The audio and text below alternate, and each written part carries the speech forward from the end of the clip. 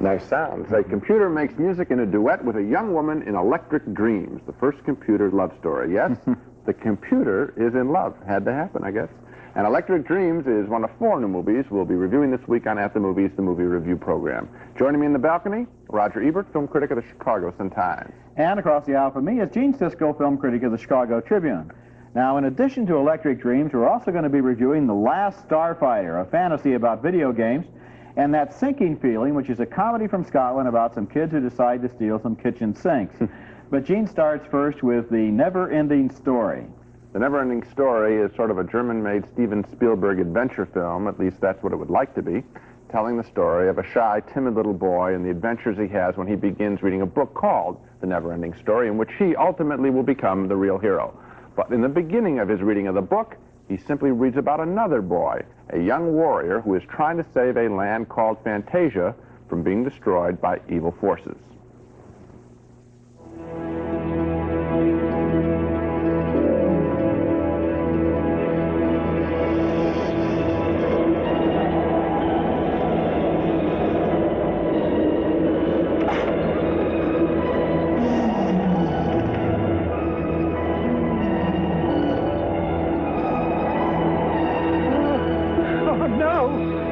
Start to doubt yourself. Be confident.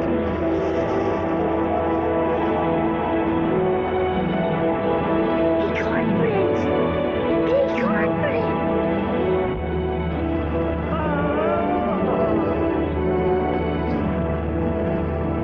Run, Atreyu! Run! Run, Atreyu!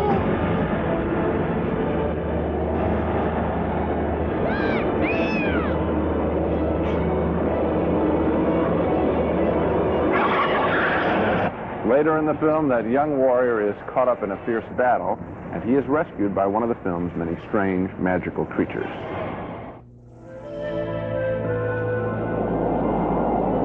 Good old Falco. Can you see anything? Anything at all? No. All the land is gone. I know. And all because I failed. You tried. Do you suppose the ivory tower is still standing? Let's hope so, Atreyu.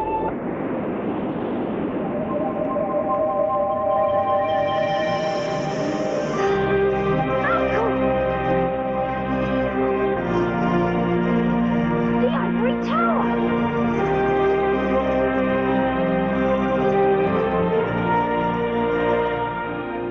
Everything looks sort of cheap in this film to me. The ivory tower, they say, and I expect to be dazzled. And instead, I wish I had seen the Magic Kingdom in Disneyland. That doesn't look as good. And that big dog-like dragon looks like some kind of cheap plush toy you might win in a country carnival ring toss game and then toss in the basket when you leave. The NeverEnding Story, you know, the buttons will fall out of the eyes. The NeverEnding Story is okay, I guess, in that it is innocent fun, but personally I didn't care for it. I found it much too long. The art direction makes the film look cheap, as I said, and the special effects didn't dazzle this 38-year-old. The little boy reading the book, he was okay as a character, but the young warrior boy, a dullard. I know the film wasn't made for people my age, I still didn't care for it. How can you say it was much too long? It's only 90 minutes long. What did you want, an hour show?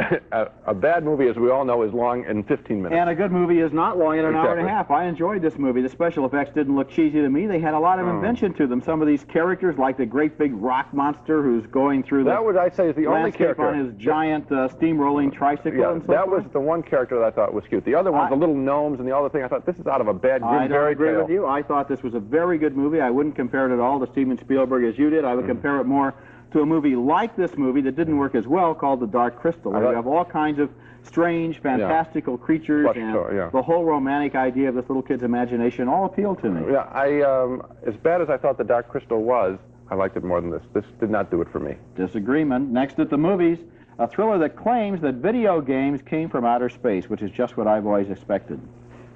I just love surprises, don't you? Hey, look out! The movie is named The Last Starfighter, and it's the first movie I've seen that offers an explanation for why millions of those video arcade games seem to appear almost overnight all over the country. And it turns out, according to this movie, that they were placed on Earth by representatives of an intergalactic empire who wanted to locate expert teenage space fighter pilots. Now, if you can break the record on a video game, maybe you're good enough to step up into the big leagues beyond the solar system.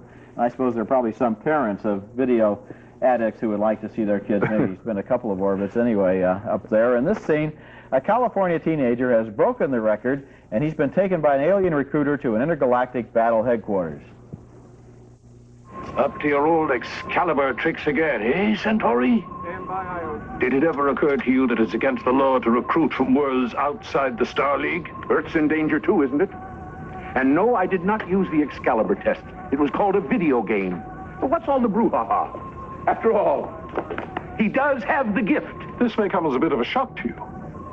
But he doesn't want to be a starfighter. Doesn't want to be a... Are you a coward? Are you crazy? You didn't tell me about any of this. Return the money, Centauri. Return the money? Are you delirious? You know how long it took to invent the games, to merchandise them, to get them into the stores by Christmas? It must be terribly embarrassing for you, and I do sympathize. However... But I saw him fight. He could be the greatest starfighter ever. That was a game, Centauri. A game? You may have thought it was a game, but it was also a test. Aha! A test sent out across the universe to find those with the gift to be starfighters. And here you are, my boy. Here you are. We got trouble right here in Intergalactic City. That's Robert Preston as the fast-talking man from outer space, and Lance Guest plays the would-be teenage recruit. The kid isn't exactly crazy about becoming a starfighter for a living.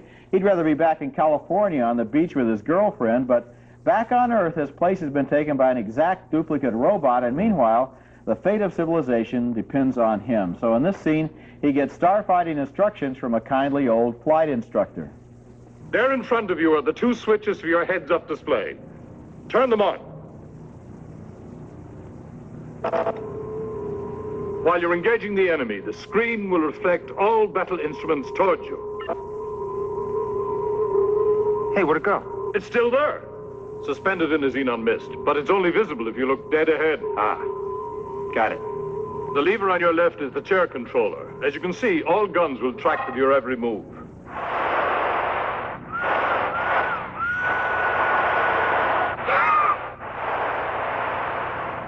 Grasp the target control with your right hand. At your fingers is the weaponry.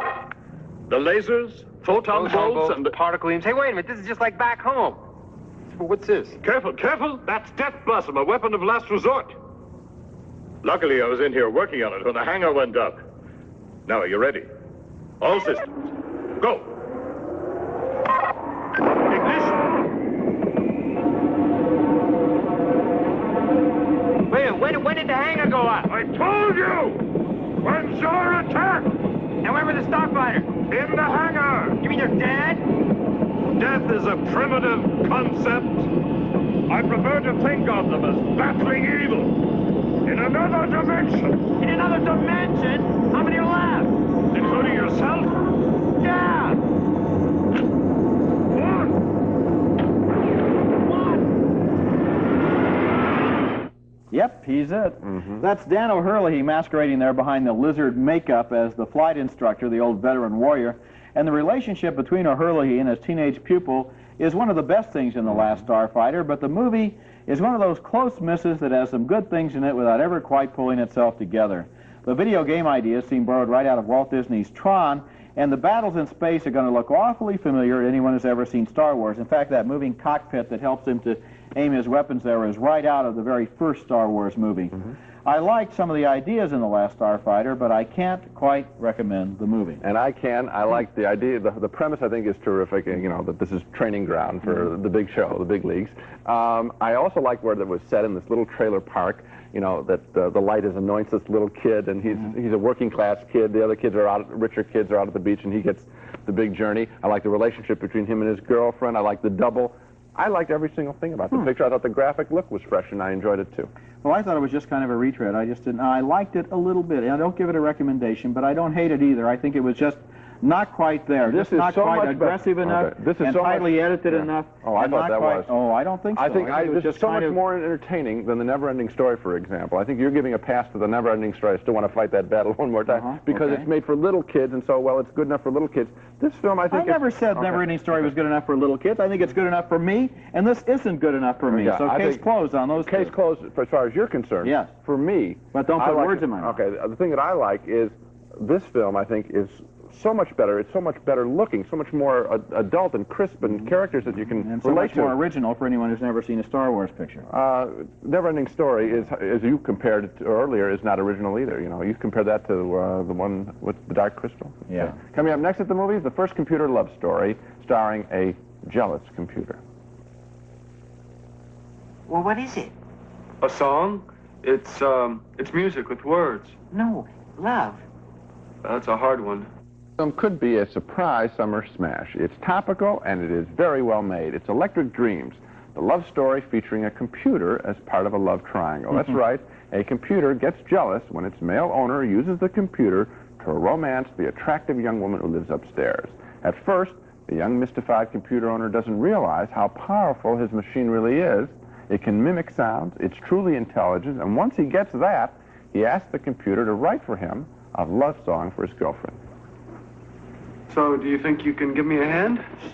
Do I have one? I mean, can you help me? Well, sure. A love what? Song. S-O-N... N-G. I can spell. Okay, so try it. Well, what is it? A song? It's music with words. No, love. That's a hard one. Miles, hurry up, we'll be late. Oh, I gotta go. Well, Moles, what words do I need? Okay, I need okay. Words. Don't get excited. Use words like, hug and hold, kiss on my lips, tears on her pillow. It doesn't matter, just so they rhyme. And if you finish it today, I can give it to her tonight. Oh, and have a good time. Yes, sir.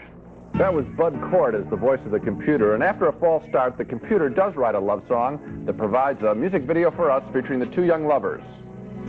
You don't have to touch it to know. Love is everywhere that you go. You don't have to touch it to feel. Love is every second we steal. Love is nothing without you. Love is everything you do. Open up your eyes and you will see. Love is everything to me.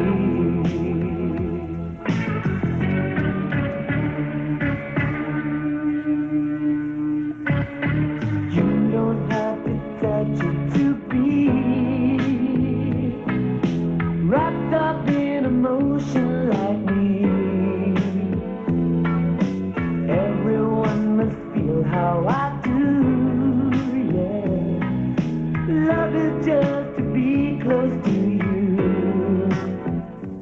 song. That was Lenny Van Dolen as the computer owner and Virginia Madsen as his upstairs neighbor. You know, there's a saying that if a director casts his movie correctly, he or she is more than halfway home. And that certainly applies to Electric Dreams. Director Steve Barron found a couple of fresh and exciting faces in Lenny Van Dolen and Virginia Madsen.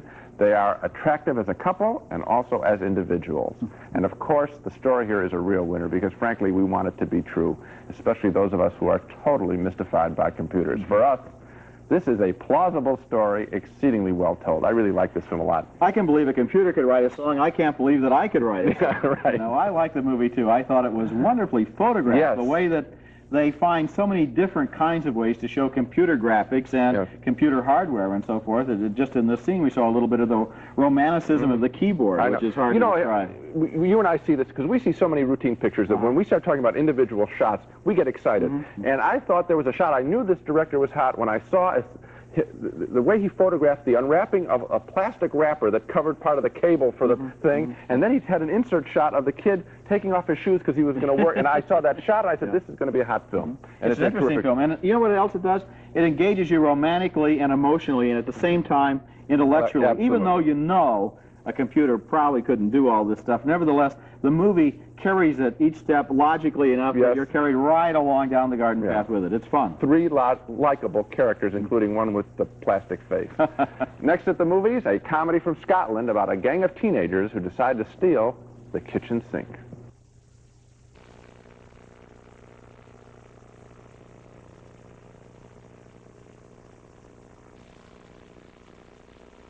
It's a movie made in '79 by a wonderful Scottish director named Bill Forsyth, who specializes in gentle, goofy little comedies that are about ordinary people in his native Scotland. 2 of his movies have already become popular in America, and we like both of them on this program. Gregory's Girl, about a Glasgow teenager whose girlfriend is a better soccer player than he is, and Local Hero, which is about a Scottish town that outsmarts an international oil company. But only now, though, are we seeing Forsyth's first movie, That Sinking Feeling, which begins with scenes like the ones we're about to see, showing some unemployed Glasgow teenagers who become experts at idle speculation. Did you have a good day? Very enjoyable. Same here. Very, very enjoyable. Me too. In the park, mostly.